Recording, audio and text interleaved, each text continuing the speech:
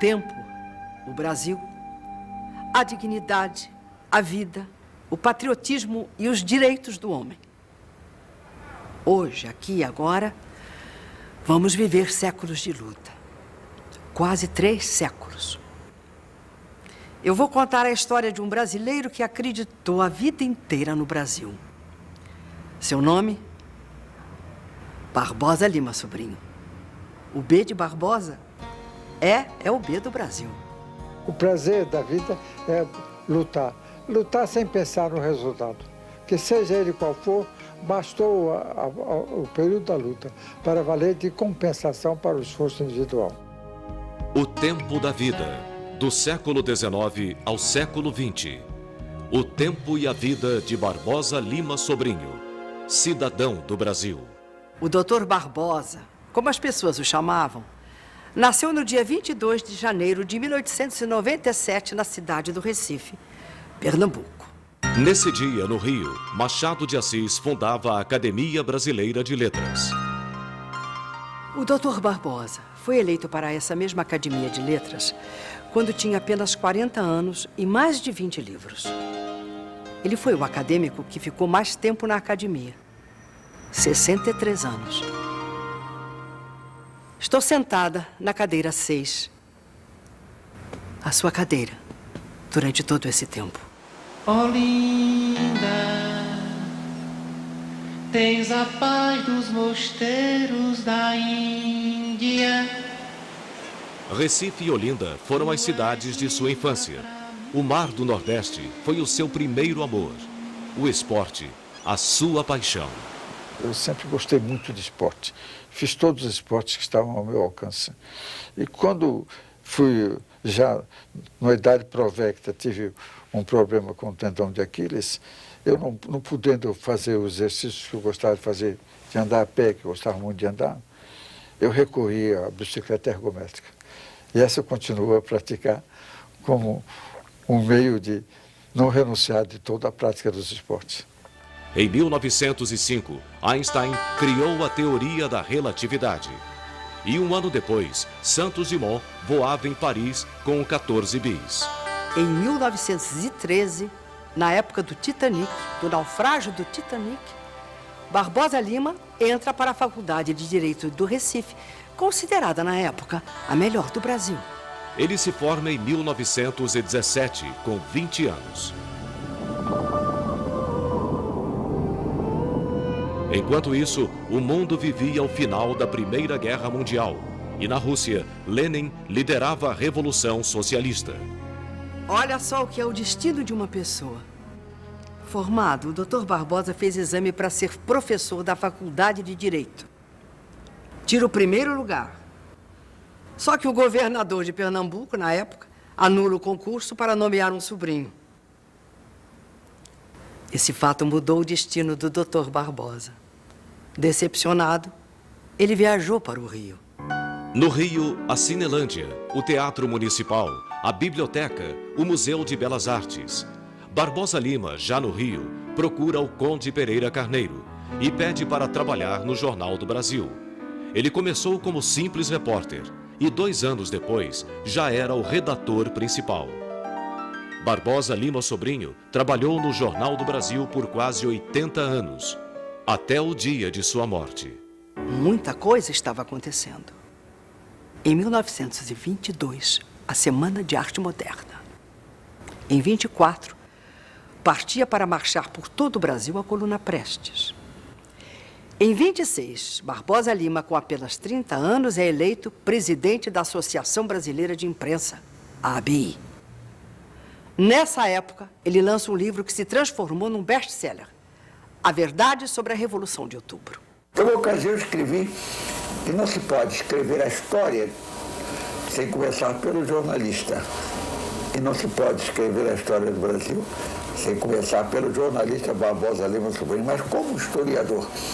A Revolução de 30, que pegou Barbosa Lima no contrapé, como se diz hoje, produziu um livro que é reeditado como um clássico. A verdade sobre a Revolução de 30 ainda é a verdade sobre a Revolução de 30. Essa é Dona Maria José, paulista, a grande paixão de Barbosa Lima Sobrinho. Eles se conheceram numa estação de águas em Minas, Cambuquira. Depois, ela em São Paulo e ele no Rio. Passaram então a se corresponder por cartas. Era impossível não acabar em casamento. Doutor Barbosa Lima, o senhor não faz bom negócio de casar com minha filha. Ele me pergunta, mas por quê? Porque ela não sabe fazer nada de cozinha, de casa, de arrumação, não faz nada de trabalho, de trabalho, eu sei. Bom, eu tinha tudo que eu queria de estudo, né? Mas esse negócio de fazer coisa de casa ele não queria. Agora, essa razão já pude responder, que nós já estamos ainda em condições de ter um empregado para executar esses serviços. Que não tinha, você falou que não tinha ido pedir para ele uma empregada. Esse casamento durou 70 anos. Foi uma bela história de amor e companheirismo. Eu encontrei uma esposa ideal, com a qual temos um entendimento perfeito, sem rusgas na família, sem debates maiores, e enfrentando as dificuldades que podem surgir no decurso da vida, sobretudo nesses períodos de inflação e de despesas exageradas, para as quais nós não chegamos a acumular as fortunas que correspondem propriamente à vida de muitos homens públicos. Um casamento com 4 filhos: Roberto, Fernando, Carlos Eduardo e Lúcia Maria, netos e bisnetos.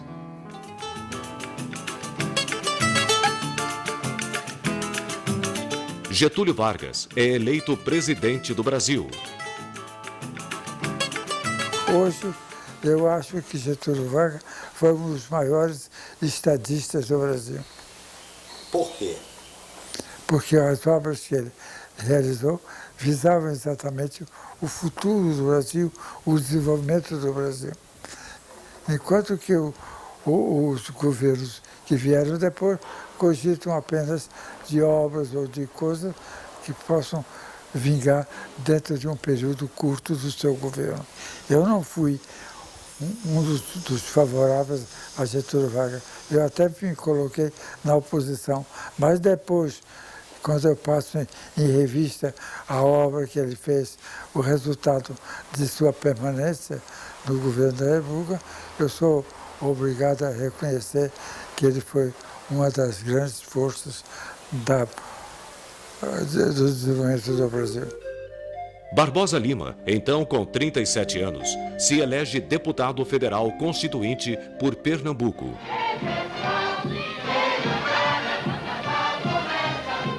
Em 38, quando Capiba já fazia os mais belos frevos do mundo, o Dr. Barbosa é eleito para a presidência do Instituto do Açúcar e do Álcool. Nessa ocasião, ele cria o Estatuto da Lavoura Canavieira. O Estatuto da Lavoura Canavieira visava proteger os plantadores de cana em geral no país, pois que não havia normas para o fornecimento da cana, que era obrigatório para o único comprador, porque é um produto que tem que ser entregue rapidamente e a pouca distância. Anos 40. Continua a Segunda Grande Guerra com o holocausto de 6 milhões de judeus. O Brasil participa da guerra enviando os nossos pracinhas para combater, junto com os aliados, na Itália. Talvez o fato que mais me tenha impressionado foi a ameaça do nazismo, quando a cidade de Londres começou a ser atacada de uma maneira violentíssima pela Alemanha. E o receio de que a Inglaterra fraquejasse, que ela não pudesse sobreviver àqueles ataques de uma violência desmedida, isso me deu a impressão de que nós estávamos condenados a voltar a um regime como o regime nazista. Isso me enchia de tanto horror que, de fato, eu posso dizer que o momento mais importante de minha vida foi o momento em que eu vi que que as forças contrárias ao nazismo e ao hitlerismo conseguiam superar todas as ameaças que tinham rondado durante tantos anos a humanidade inteira. Com o fim da Grande Guerra, em 45, é criada a ONU, Organização das Nações Unidas. O Instituto de 46 foi um grande movimento que coroa toda uma luta contra o Estado Novo em busca de um regime de liberdades e democracia para o país. Barbosa Lima Sobrinho foi um dos que se enfileiraram ao lado dos que combatiam por uma Constituição democrática. Na hora da votação do projeto que cassava o mandato dos comunistas, o presidente da Câmara anunciou: os senhores deputados que votam a favor da cassação, fiquem sentados. Os que votam não, que votam contra a cassação, queiram levantar-se. Dr. Barbosa e todos os demais integrantes da bancada do PSD de Pernambuco se levantaram, votando contra a cassação. Foi aí que o deputado Monsenhor Alfredo Gurgel, do Rio Grande do Norte, puxou Dr. Barbosa pela aba do paletó e disse: Dr. Barbosa, cuidado, olhe o seu mandato de governador, que estava nesse momento em julgamento no Tribunal Superior Eleitoral. Dr. Barbosa voltou-se para Monsenhor Gurgel e disse: muito obrigado, Monsenhor, mas a esse preço eu prefiro não ser governador de Pernambuco. Em 48, ele volta a Pernambuco. Barbosa Lima é eleito governador. Bandeira vermelha hasteada no Palácio das Princesas. Bom, isso foram fantasias que surgiram nesse momento, porque nunca houve uma bandeira vermelha hasteada no Palácio do Governo. Nem creio que estivessem outras bandeiras do que as bandeiras tradicionais realmente do Estado. Agora, eu levava para Pernambuco um secretário, que era o Barreto, que tinha mostrado certa tendência favorável à candidatura do Iedo Fiuza em certo momento. E levava como secretário da Fazenda essa grande figura do Miguel Arraes. Era meu companheiro no Instituto do Açúcar do Álcool, meu assessor na presidência do Instituto, e foi um secretário de Fazenda que só me prestou grandes serviços e que me levou, inclusive, a trabalhar pela candidatura dele a prefeito, depois a governador do Estado, quando eu fui a Pernambuco para também tomar parte nos comícios realizados em favor dessas candidaturas. Barbosa Lima Sobrinho foi um dos mais ilustres brasileiros do seu tempo. Tenho em relação a ele não só o privilégio da conterraneidade, de termos origem em Pernambuco, mas também de ter a minha família laços profundos de amizade com o Dr. Barbosa, que remontam ao meu avô, Armando de Queiroz Monteiro, que foi, ao longo de toda a vida, seu dileto amigo. Barbosa Lima demonstrou sempre, ao longo da sua trajetória, um grande amor por Pernambuco. Pernambuco, do qual se afastou durante algum tempo fisicamente, mas que nunca perdeu laços muito próximos que estavam sempre presentes em toda a sua vida. Como pernambucano, eu penso que meu amor a Pernambuco, como o amor de outros pernambucanos,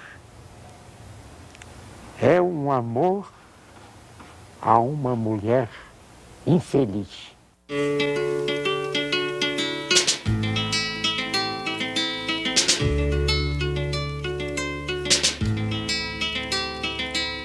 Como governador de Pernambuco, o Dr. Barbosa mostra novamente que a reforma agrária não é uma utopia. Quando chegou ao governo de Pernambuco, no início de 48, o Dr. Barbosa já tinha vivido a experiência do Instituto do Açúcar e do Álcool, do Estatuto da Lavoura Canavieira, primeiro projeto, um projeto pioneiro em todo o Brasil de reforma agrária e sindicalização rural. Logo que ele assumiu o governo, ele soube que uma grande fazenda de produção agrícola no município de Angelim ia ser transformada em fazenda de criação de gado. As centenas de pessoas que viviam e trabalhavam nessa fazenda, os trabalhadores rurais, suas mulheres, seus filhos, seriam expulsos dali e não teriam para onde ir, nem onde passar a trabalhar. Ele, então, propôs ao dono da fazenda comprar aquela terra, fez uma avaliação rigorosa pelos órgãos do Estado, pagou um preço justo que não poderia ser contestado nem no Tribunal de Contas, nem na imprensa, e dividiu a fazenda em lotes para aqueles trabalhadores rurais que moravam lá. E criou uma cooperativa para que, além do cultivo de seus lotes particulares, eles mantivessem a produção agrícola em grande escala. Em Recife, o Dr. Barbosa fica profundamente chocado com a miséria e o sofrimento do povo mais pobre. Dois episódios que eu não poderei nunca esquecer.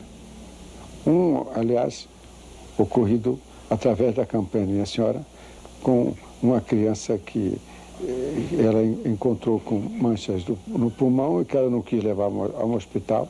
A família já não queria acolher porque achava que podia contagiar os outros filhos, né? Então ela levou essa criança para o palácio. Era um menino que podia ter 7 ou 8 anos, ou parecia ter 4 ou 5, né? Aparentava muito menos idade, né?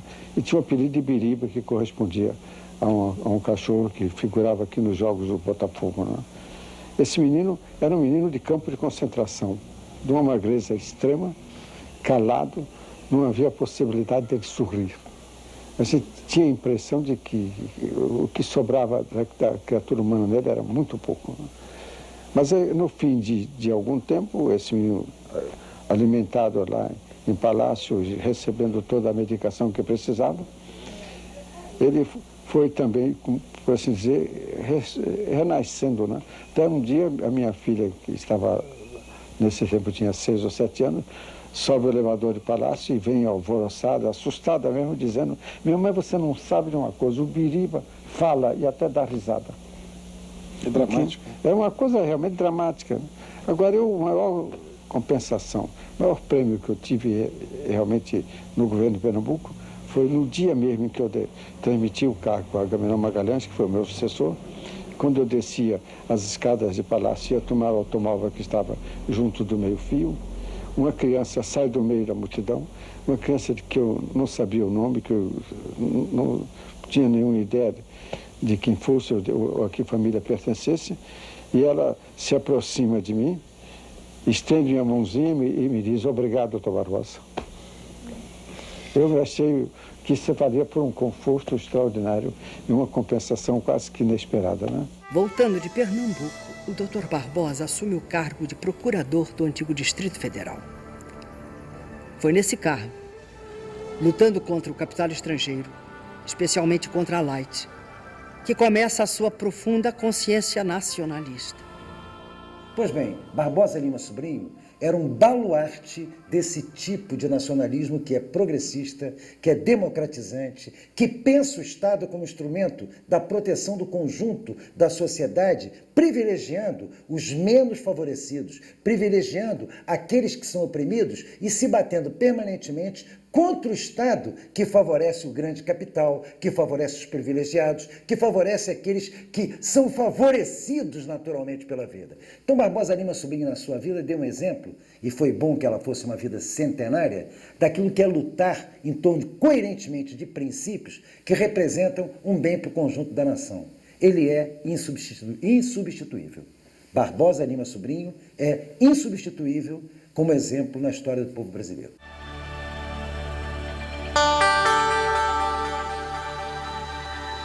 Em 1953, quando Getúlio cria a Petrobras, Barbosa Lima está assumindo a presidência da Academia Brasileira de Letras. E há um episódio de que eu fui testemunha na mesa do chá, ocorrido com o saudoso Afonso Arinos de Melo Franco. Afonso, a primeira vez que veio à academia, sentou-se à mesa do chá e começou a ouvir a conversa dos nossos companheiros. Nessas conversas, as coisas curiosas, os depoimentos, as frases de espírito, uma certa vivacidade intelectual, pois bem, isto impressionou bastante Afonso Arinos. E Afonso, então, faz este comentário a Barbosa Lima Sobrinho, que estava sentado ao seu lado. E o doutor Barbosa, quando a gente vem à academia, que ouve os nossos confrades, imagina que todos eles são muito mais novos pela vivacidade da conversa, pela memória, pela prontidão nas respostas. Então diz o Barbosa que tinha aqui uma experiência maior. Quando você quiser saber a idade de um acadêmico, não venha para a mesa do chá, nem vá para o plenário. Vá para a entrada da academia, ali no alto da escada, e veja o acadêmico entrar, subindo a escada, ou sair descendo a escada, porque é subindo ou descendo a escada que a gente sabe a idade de um acadêmico. A obra literária de Barbosa Lima Sobrinho é de um espectro extremamente rico. Vai desde a ficção, repito, da poesia, até ensaios de economia, ensaios, eu diria, de filosofia política, ensaios de interpretação biográfica, ensaios de interpretação literária, ensaios de interpretação sociopolítica, ensaios de interpretação sociológica e até ensaios de interpretação linguageira, linguística, que é um setor da minha preferência, e eu não posso desconhecer que ele tem, nesse ponto, um papel extremamente relevante, com um estudo primoroso que ele fez a respeito da inadimplência do Brasil em face do acordo ortográfico de 1943 com Portugal. É um estudo que, do ponto de vista jurídico e linguístico, não tem ainda nada que o supere. Ele é um grande intelectual. Eu me lembro quando, em 1972, eu fui ao Texas e fui visitar a Universidade do Texas, que tem uma maravilhosa biblioteca sobre a América Latina. E aí então eu resolvi olhar no catálogo se havia livros e trabalhos do tio Barbosa. Descobri 17. Mas a Petrobras foi sempre a sua grande paixão e orgulho. Porque a Petrobras foi fundada exatamente pela opinião pública. Sem uma empresa pública para procurar o petróleo, nós nunca teríamos a possibilidade de encontrar petróleo, porque os estrangeiros eram os primeiros a dizer que não existia petróleo no Brasil. Isso o Mr. Link se cansou de dizer aqui no Brasil, e no seu depoimento final, ele aconselhava o Brasil a ir procurar petróleo na Bolívia, a ir procurar petróleo em Angola, fora do Brasil, porque ele achava que no Brasil não havia condições para a existência do petróleo. A Petrobras veio demonstrar exatamente que esse relatório Link era um relatório falso, um relatório que prejudicava o Brasil, e foi graças exatamente à Petrobras que nós chegamos a ter a produção atual de petróleo, o que é uma vitória, uma conquista da Petrobras.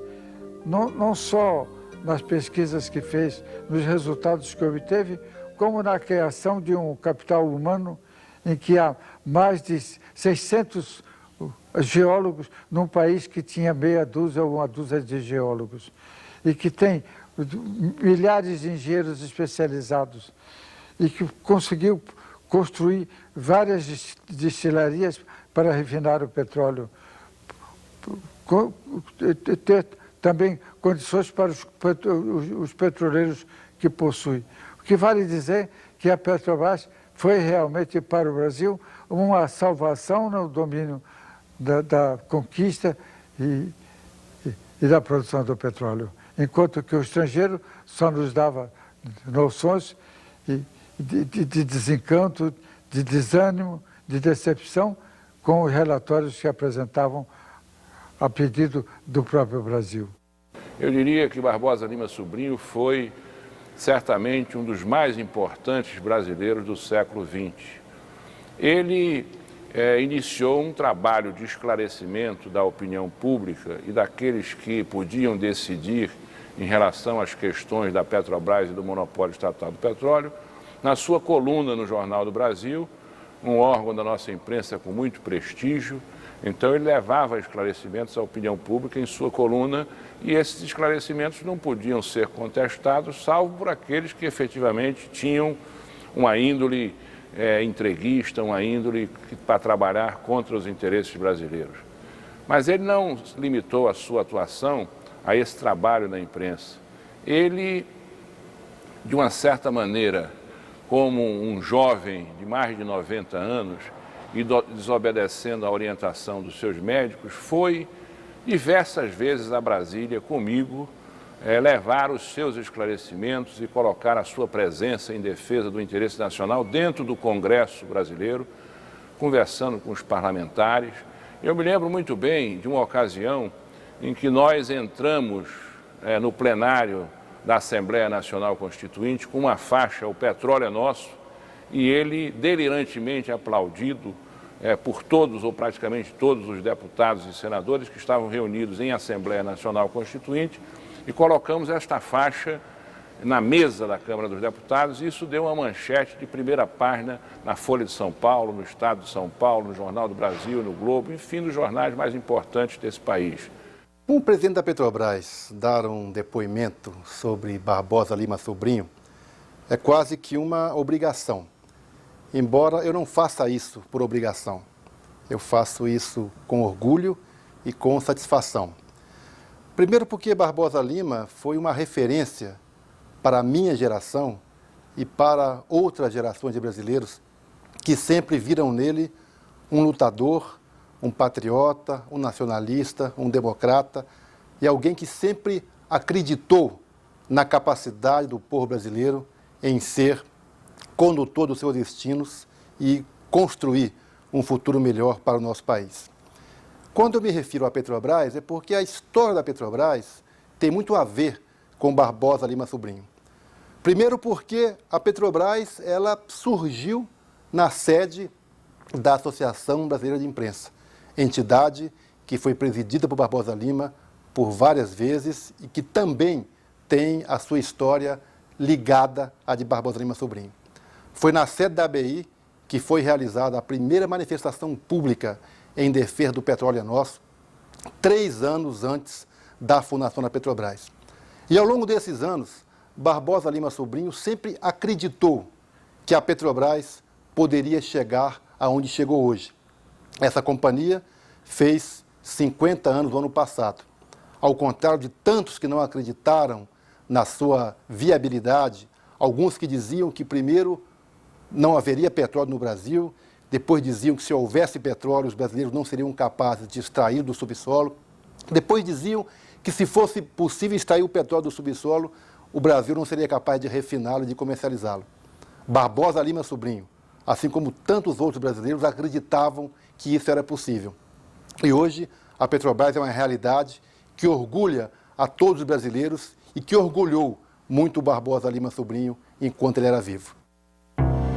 Em 54, o Brasil estarrecido chora a morte de Getúlio Vargas. Foi um dia profundamente triste para o doutor Barbosa. Antes de ter notícia do suicídio de Getúlio Vargas, eu numa conversa com o Dias Lins, eu disse a ele, ainda há uma solução para isso, para a crise política. Ele perguntou qual. Eu digo o suicídio de Getúlio. Eu achava que o suicídio de Getúlio era uma solução política. Ele não admitia o suicídio de Getúlio, mas poucos dias depois, ou poucas horas depois dessa conversa, nós recebemos a notícia do suicídio de Getúlio, que, a meu ver, foi uma solução política, para evitar que viesse para o governo uma situação reacionária que traria imediatamente o fechamento da Petrobras, a extinção de todas as ideias nacionalistas, e Getúlio Vargas morrera exatamente para defender o programa nacionalista de que ele havia sido defensor. Em 1956, graças ao Marechal Lott, que defendia a legalidade, Juscelino Kubitschek é eleito para a presidência do Brasil. Em 59, Fidel Castro assume o poder em Cuba.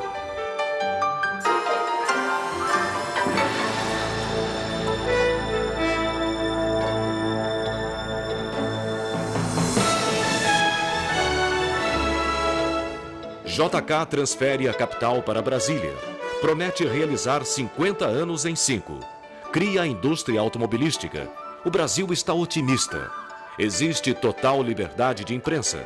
Barbosa Lima publica o livro que ele considera mais importante, Presença de Alberto Torres. Na presença de Alberto Torres, que eu fiz meus grandes contatos com as teses nacionalistas de que Alberto Torres foi o maior defensor no Brasil. Eu fui, aliás, levantar a biografia de Alberto Torres, exatamente num período da administração do general Castelo Branco, uma administração que me parecia profundamente entreguista, e eu procurei um advogado para o Brasil. E entre todos os advogados que eu encontrei para o Brasil, o que me pareceu mais significativo foi Alberto Torres. De modo que eu me dediquei profundamente a levantar a biografia de Alberto Torres, frequentando não sei quantas vezes a Biblioteca Nacional, procurando todas as fontes de informação de pessoas que ainda tinham convivido com ele, para chegar, afinal de contas, à conclusão que está no próprio capítulo final do Alberto Torres, de que só há lugar no Brasil para dois partidos, o partido de Tiradentes e o partido de Joaquim Silvério dos Reis. Mas o que é bom dura pouco. Jânio Quadros, eleito presidente, foi uma decepção quase tão grande quanto Fernando Collor. Jânio renuncia. Os militares tentam o golpe, mas do Sul chega uma voz. Não desejamos a desordem, pois nós queremos a ordem jurídica e constitucional. Não desejamos o caos, não desejamos a luta. Nós queremos que reine a paz e a tranquilidade para a população brasileira prosperar, trabalhar e progredir. João Goulart assume por pouco tempo, pregando as reformas de base, principalmente a reforma agrária. Nos Estados Unidos, Kennedy é assassinado. No Brasil, os militares estão chegando. Os tanques estão na rua. Prenda, arrebente, torture, mate. Essas eram as ordens dos generais contra estudantes, operários e intelectuais. Um dos maiores males do Brasil foi exatamente que logo depois do golpe de Estado de 64, foram reformados, retirados do serviço ativo das Forças Armadas, todos os elementos nacionalistas que se tinham destacado exatamente nessas campanhas. Isso foi um prejuízo imenso que se fez sentir através de vários momentos da vida brasileira. E precisamos reconstituir essas forças, porque a observação que eu tenho também é que nas classes armadas sempre estiveram os maiores defensores das causas nacionalistas. O Dr. Barbosa foi um dos santos da minha profissão, né? Porque ele presidiu a ABI no período de trevas, no período muito negro da história recente do Brasil, que foi o período da ditadura militar. E ele foi um grande parceiro, um grande companheiro, um grande defensor do jornalista e do jornalismo, né? Eu, por exemplo, durante aquele período, eu respondi um processo na primeira auditoria do Exército. Eu e outros colegas, como o Maurício Azedo e mais 3 ou 4 colegas, nós fomos julgados na primeira auditoria do Exército. E uma das nossas testemunhas de defesa foi exatamente Barbosa Lima Sobrinho.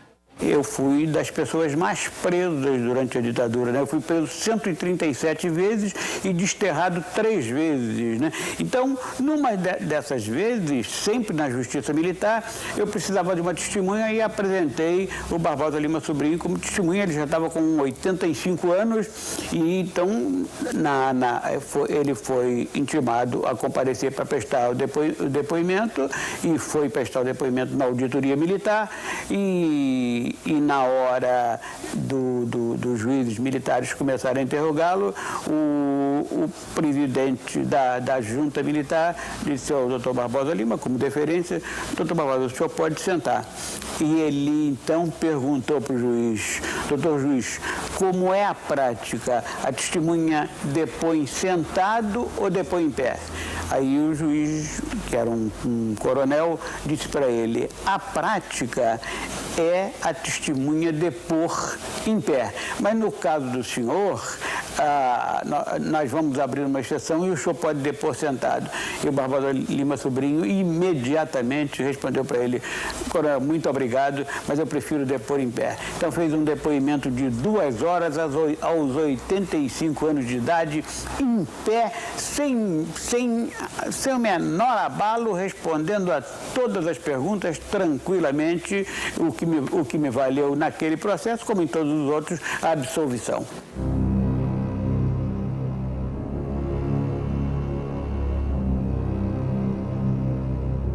Durante a ditadura, o Dr. Barbosa foi obrigado a responder a muitos inquéritos militares.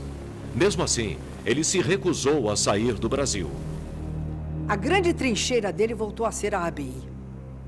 Uma comissão de importantes jornalistas do Rio e de São Paulo foi à sua casa em Botafogo e pediu para ele assumir a Associação Brasileira de Imprensa. Ele foi, na verdade, o mais jovem e o mais velho presidente da ABI. De certo modo, a ação da ABI começou já no período militar, na mobilização da sociedade civil. Porque não há democracia sem que realmente a sociedade civil não se levante para defender suas teses e seus princípios. E aí nós começamos, dentro da ABI, um combate para a restauração do Estado de Direito. E tivemos uma atuação destacada aqui em São Paulo, onde tivemos várias oportunidades de atuar, inclusive protestando contra a morte do jornalista Vladimir Herzog, em que tivemos a oportunidade de fazer aqui na BI uma reunião de protesto e de solidariedade com o jornalista que acabava de ser assassinado, de tal modo que, sob a presença do presidente Moraes, com a minha presença também na mesa da Assembleia, nós tivemos um grande comparecimento e a BI se transformou no silêncio que se pediu em comemoração por essa morte, se transformou num verdadeiro templo religioso. Porque não conseguimos fazer missa de 7º dia em nenhuma das igrejas do Rio de Janeiro. Quando elas concordavam com a missa, daí a pouco vinha a demonstração do próprio padre dizendo que estava cancelada a missa que nós queríamos realizar. Então nós fizemos o ato religioso aqui na sede da BI e tivemos um comparecimento imenso, encheu todo o auditório do 9º andar, que é o auditório para mais de 600 pessoas, e num protesto significativo que continuou para ir por diante nesse movimento em prol da defesa do Estado de Direito. Além do caso Herzog, que nós conhecemos, o jornal que é editado pela ABI é uma documentação perfeita daquilo que se passa contra os jornalistas, que muitas vezes são vítimas de interpretação e, por isso, de perseguição política. Ele renovou completamente o Conselho da ABI, levou para o Conselho da ABI gente que jamais tinha querido participar de qualquer conselho, como Carlos Drummond de Andrade, Clóvis Ramalhete, que foi ministro do Supremo, Hélio Silva, Antônio Weiss, Raimundo Fauro, grandes figuras da vida pública, jornalistas, que foram participar do Conselho da ABI a convite do Barbosa Lima Sobrinho e são assiduíssimos. João Saldanha era outro que era assíduo, foi convidado também pelo Barbosa Lima para ser conselheiro da ABI e não faltava, quando estava no Brasil, não faltava uma sessão.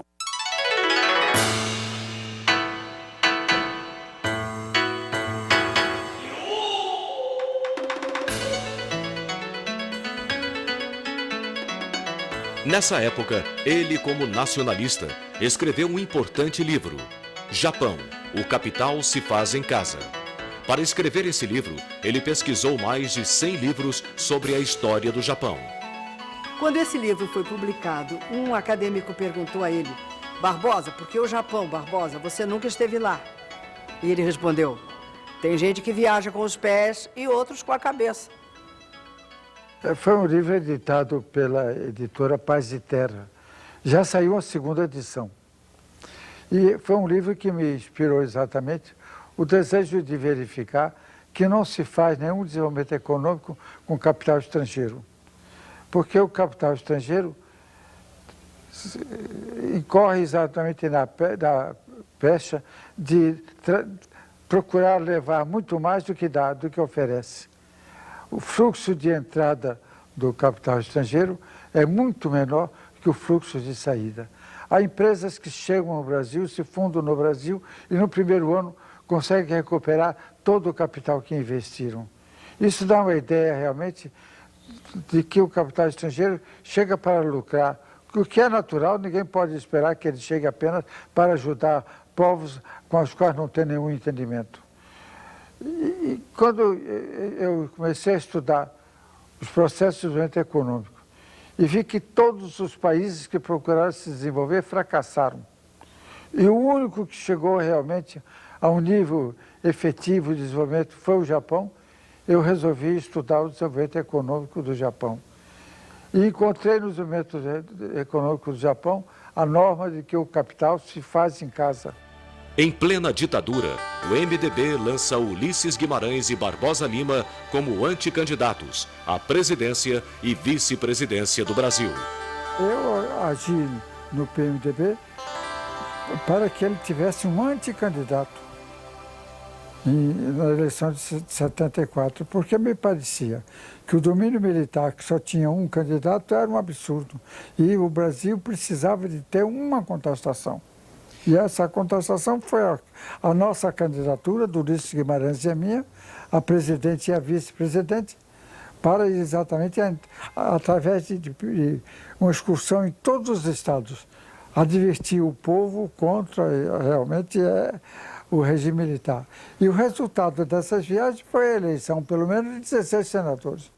Nós tivemos fraternalmente muito juntos quando da campanha que eu apelidei da anticandidatura, quando nós saímos pelo Brasil a fim de postular o retorno da nação ao regime democrático. Ele foi um companheiro admirável, extraordinário, de um grande espírito, abnegado, nunca reclamava, viagens cansativas de barco, viagens de avião, de todos os meios de transporte e inclusive de uma bravura muito grande, porque enfrentamos dificuldades. Ele era vice-presidente, candidato a vice-presidente, percorrer o Brasil inteiro para despertar a consciência do povo inteiro para a liberdade, que é o elemento fundamental dos direitos humanos, e, em segundo lugar, também para a expressão da opinião pública. A ABI passa a ser a grande trincheira da liberdade e dos direitos humanos. O que dizer de Barbosa Lima? Está aqui, octogenário, todo dia no batente, toda semana nos ensinando através da sua coluna o que dizer, o que pensar, o que realizar. Corrigindo os erros dos outros e apontando novas veredas. Começa uma grande luta pela liberdade e pelas diretas. A ABI, a OAB, a CNBB e muitos políticos e intelectuais se unem contra a ditadura militar. Em São Paulo é fundada a CUT e logo depois o Partido dos Trabalhadores. Eu votei no Lula, que foi o candidato realmente da esquerda e que eu considero um dos políticos mais notáveis do Brasil pela correção dele, pelas atitudes dele, pelos pronunciamentos dele. É meu conterrâneo de Pernambuco, mas não vai nisso nenhuma data, nenhum sentimento de jornalismo. Eu faço apenas justiça a um elemento político da política nacional. Uma palavra também de homenagem a um grande pernambucano e brasileiro, que foi Barbosa Lima Sobrinho. Em 1985, os militares finalmente entregam os pontos e permitem a eleição indireta. O Congresso elege Tancredo Neves contra o candidato dos militares, Paulo Maluf. E como me cabe fazer a primeira pergunta, eu me situo no campo da inflação, que é o maior problema que o Brasil encara nesse momento, e gostaria, por isso, de perguntar, com uma inflação de 220%, a maior já verificada no Brasil, e com o compromisso de procurar combater a recessão e proporcionar novos ambientes aos empregos e aos salários do operariado nacional, eu gostaria de perguntar se as medidas tomadas pelo seu governo, em que momento, em que período, irão se refletir em realidades perceptíveis para todos os brasileiros e para todas as famílias que compõem a nossa nacionalidade. Eu quero agradecer a oportunidade que se me depara de poder falar à imprensa do meu país e à imprensa internacional aqui representada, logo em seguida à minha eleição para a presidência da República. Quero com isso manifestar o meu apreço e a minha admiração a esses que se dedicam à atividade jornalística. E não encontraria maneira mais expressiva para simbolizar todos esses meus sentimentos, a não ser exaltando a figura dessa exemplar personalidade brasileira que é Barbosa Lima Sobrinho.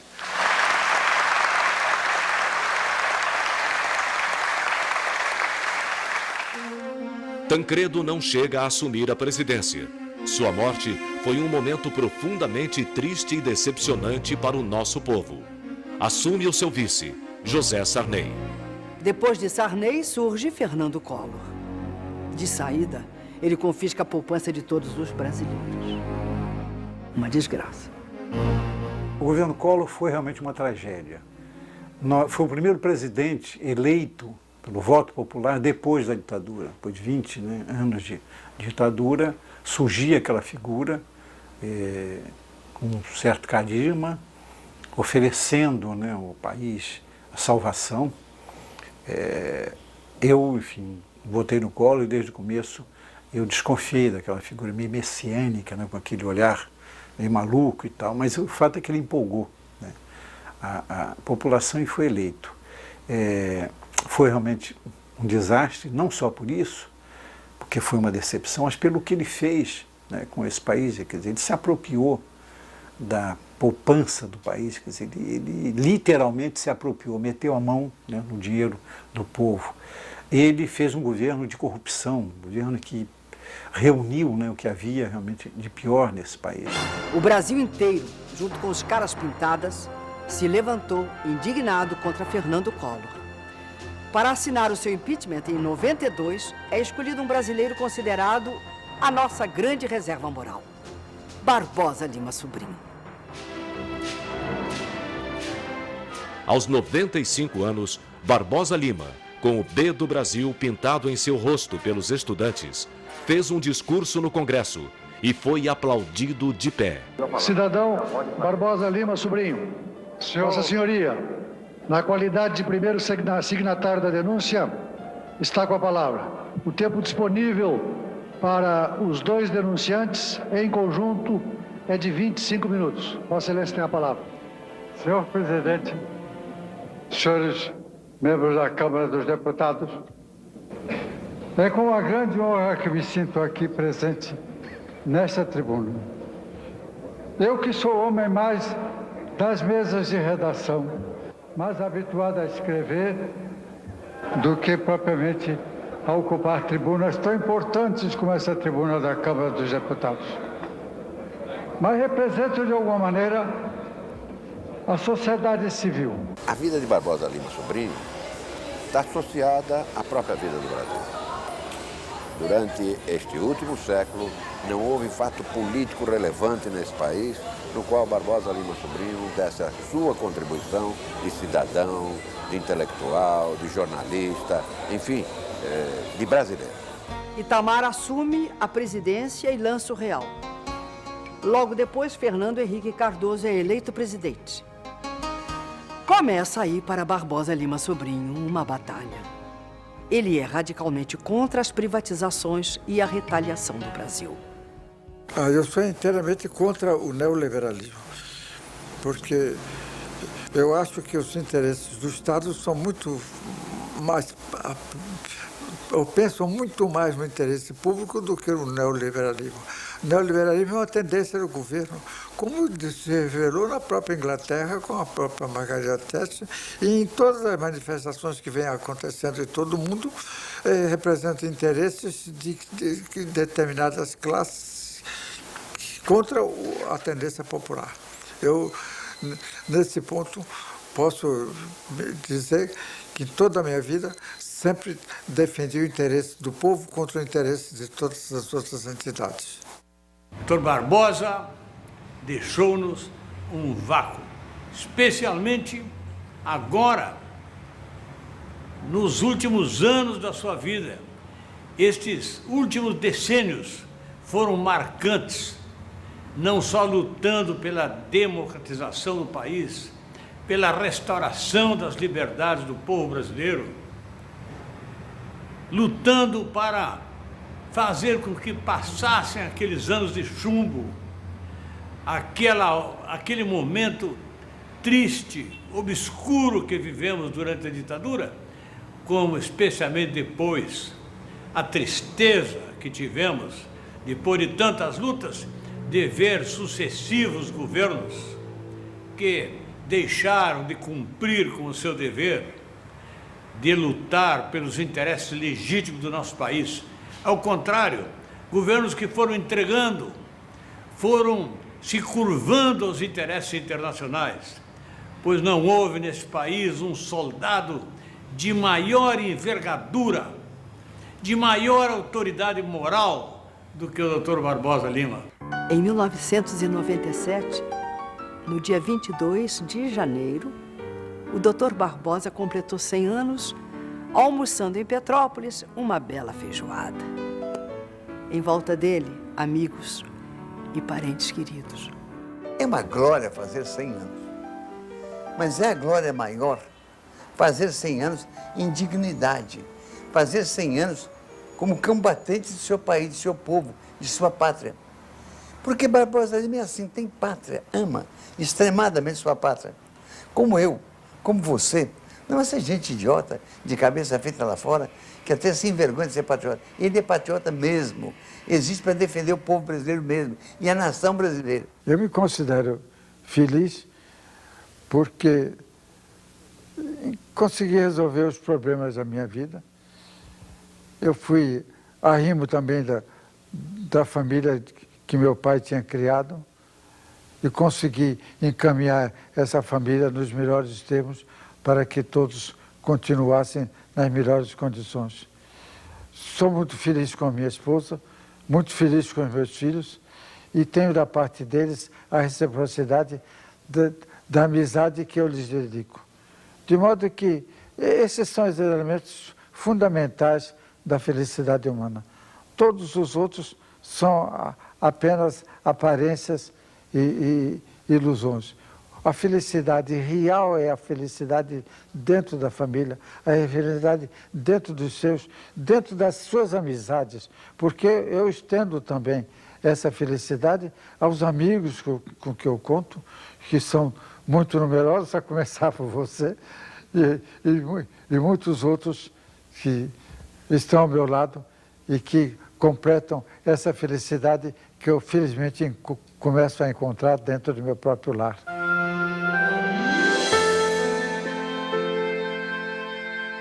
Nessa casa, em Botafogo, o Dr. Barbosa, entre 50 mil livros da sua biblioteca, escreveu mais de 40 livros e mais de 5 mil artigos assinados no JB. Aqui ele viveu com amor e paz.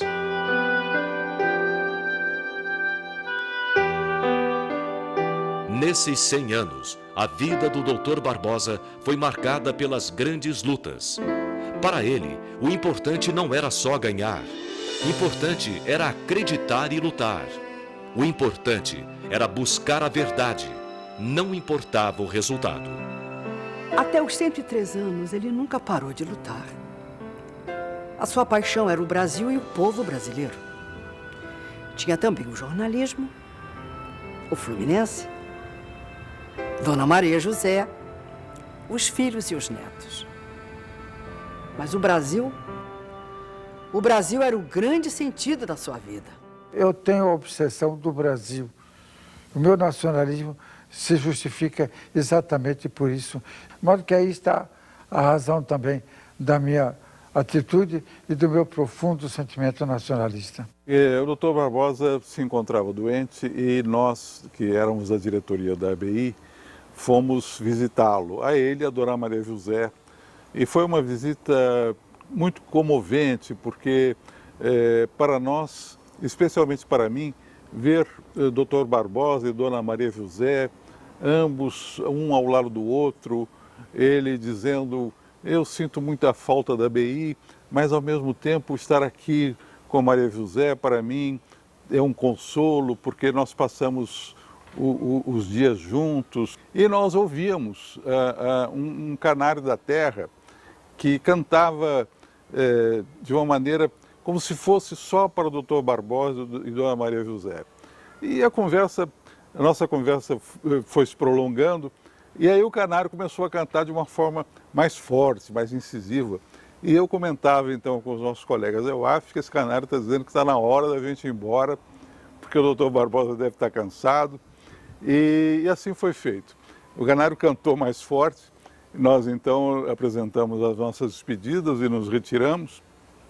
E quando nós íamos saindo, eu notei que o canário diminuiu o tom do canto daquele canário. É como se ele, de uma hora para outra, percebesse: bom, esses chatos foram embora, agora eu vou cantar só para o Dr. Barbosa e a Dona Maria José. Mas já estamos chegando ao fim, né? Fim de quê? Fim de quê? Do caminho. Que caminho? Que a gente pode caminhar muito mais ainda. De mão dada, a gente caminha. O enterro de Barbosa Lima Sobrinho, com 103 anos de idade, foi no Rio, num belo domingo de muito sol. Nesse mesmo dia, estava saindo no Jornal do Brasil o seu último artigo, sempre defendendo o povo brasileiro.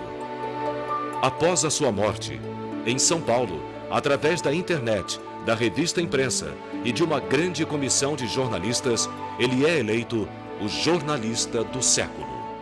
Logo São Paulo. São Paulo, terra de Dona Maria José. Eu tenho a obsessão do Brasil. O meu nacionalismo se justifica exatamente por isso.